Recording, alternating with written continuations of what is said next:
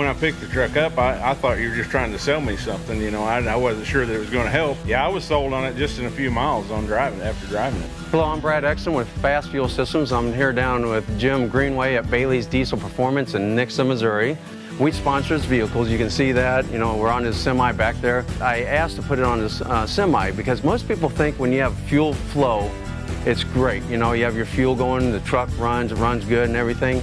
But I wanted it on a semi because we're trying to push that market better, and we do great on semis. We've noticed a difference on everything, the power, the way the truck starts, the way it runs, everything. And that's something that we get right away is when right after you start it up, you get majority of the air out. But once you go to start that engine up, it sounds totally different.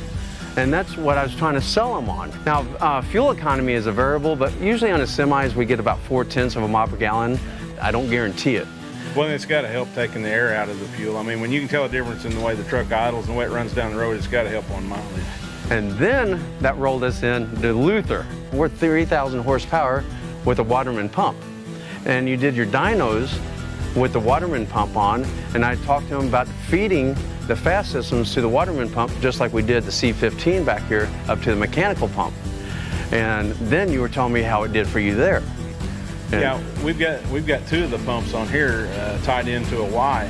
When you flip the pumps on, if you start your truck without the pumps and then turn the pumps on, you can tell a difference in the way the truck idles. And it's rougher, right, when it's without the pumps on? Yeah, it has a rough, choppy idle till you turn the pumps on, then it smooths out. I asked them to start it, and a lot of times when I go to tracks and I see people, they're spraying ether, they're doing this, they're doing that to get it started up.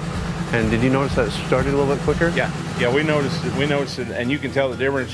And we can show people, you know, when we turn the FASS on and start the truck, or leave it off and start the truck, because it'll still get fuel through the system. Okay. And we can tell a difference in the way the truck starts. But it also relates to performance issues, and when you take that air out, even though you have a good flowing pump, you know, the C15, those mechanical pumps last forever. But when you feed it with virtually pure fuel like they're in a test cell, then you get the benefits that Jim was talking about.